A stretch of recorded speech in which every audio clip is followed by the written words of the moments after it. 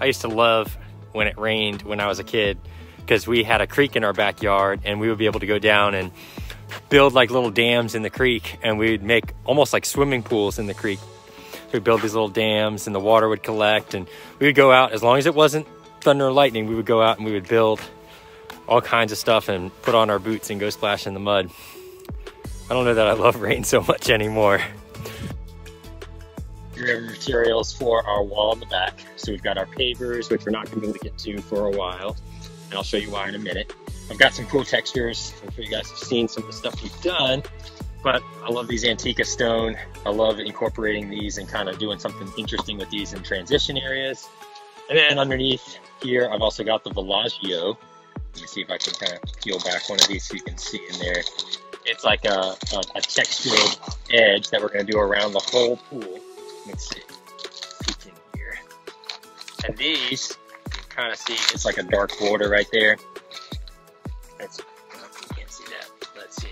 Oh, a little bit more. There you go. You can see it's like that same dark color we have over here, and that's going to go around our entire pool coping just to make it pop a little bit more. And we've got our wall. But check out this mess. He just came and was trying to get to the backyard with the donkey or moffat on the back of the truck. And then you can see he's sunk down about 2 feet right in here. So that is not going to happen. So the material has to get here, and we're going to end up having to truck it all the way back. So River Pools was in here just a little while ago, a couple weeks back, and they brought the shell back here. I mean, you can see they made a mess getting it out because we had dirt to take out and a big hole, and then we popped the pool in. So right now we have our old hardscape that's over here, and it's going to meet up to this pool. So you can kind of see where these pavers end right here.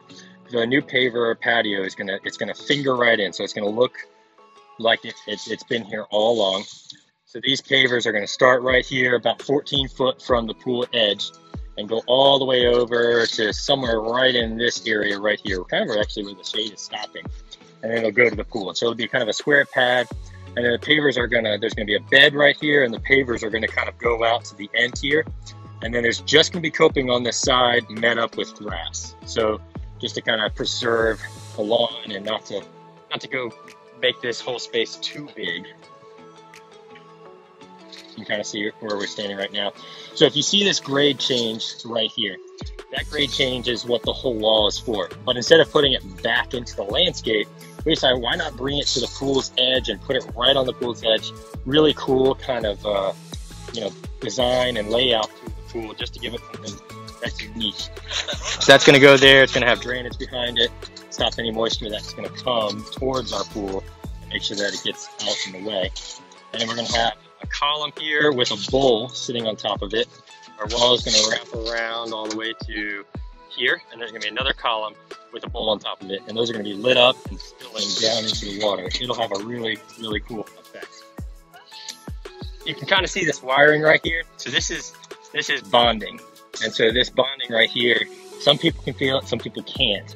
And when you're in a pool, if it doesn't have the bonding around it, you might just feel a couple shocks, or it might just be a little tingly. So what this bonding does in case of electrical short or lightning or whatever, it just disperses all that load out and around. Additionally, because we are pouring this in 2 separate bits right here, the coping is going to be separate from our wall. We've also got some rebar that we just threw in here, and this rebar, when the temperature fluctuations change back and forth between the 2 slabs, they're going to want to kind of pull and separate. So the rebar is not much, but it's just enough to kind of hold those 2 pieces of concrete together. So that's in there kind of like a hashtag right in there, just to kind of hold it against the pool, and then also hold it against the new concrete. And we're making sure, as we're doing this concrete, these pools, the lip in here actually, it kind of hooks and goes up. So what Kevin's doing over there is, as he's putting the concrete in, he's just making sure that it goes up and gets hooks underneath of there. Money mess. So this is just one step of the process. It'll probably be a little bit before we can get back in here and do any pavers because of how wet it is. But at least wanted to show you what the wall is going on and how that's all coming together. Because when you see the finished product, you'll know how messy it was and what kind of work it took to get there.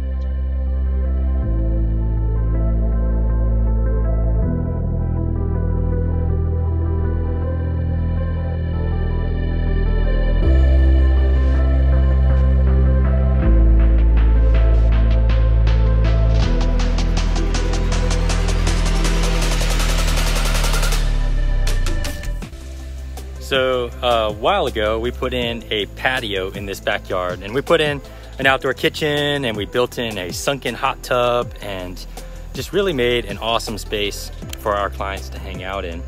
And they came to me, it's time for us to put a swimming pool in this backyard. And we came up with a plan, we came up with an idea of how to make this swimming pool tie into the existing feature that we put in, the existing patio that we put in. And I'm just finally here to kind of show off how it turned out and what it looks like and how the whole space tied together. So let me walk you guys back here. So here's kind of the gate. And the idea was, you know, as you're coming around, if you need to be able to access in through here, you can just kind of follow this path right to kind of the area there. And eventually these trees will get very, very tall. They'll get about 20 feet tall, and they'll kind of close in on this path a little bit, and then the bushes on either side will kind of pinch off that path just a little bit, and it'll really mask this whole area from everything around it, and it'll just kind of hide this swimming pool so that as you kind of walk through this gate, it'll just open up, and then all of a sudden you're in the backyard looking at this wonderful water view, looking at this whole space. So the existing patio is over there. And then we added this kind of finger of a patio right here, and then the pool. And we really wanted to make sure that it just fit. We also didn't want to have a lot of maintenance on the inside and a lot of hardscape around it. So we really wanted to make it feel like it fit. And so that's kind of where this landscape comes in. We didn't bring the grass onto the inside of the fence. And you can see how we started right here with these Carissa hollies, and they just kind of have like a bend all the way around.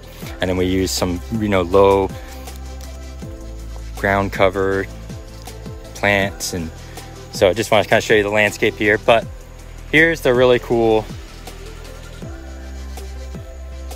feature. So we wanted to put some sort of water kind of flowing into the pool. We wanted it to be special, unique, and went round and round on a few different options. You know, do we put weirs in the wall? Do we put bowls in? Do we put a waterfall? Do we put something behind it? And this is kind of what we ended up with. So these columns right here, they have the plumbing coming up.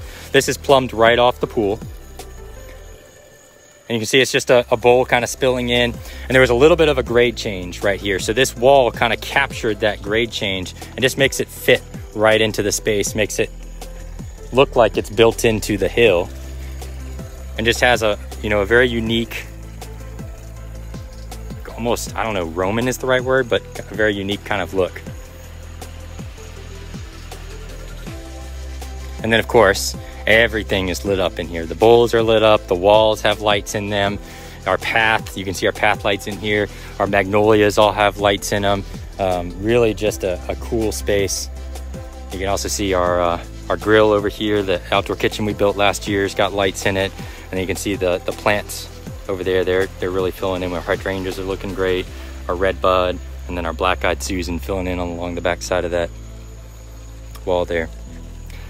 But who wouldn't want to be in here listening to that while looking at this? I'm pretty stoked with how this turned out. Really appreciate you guys following along. Be sure to show you guys more pictures and videos of this. That's it for now. See you on the next one.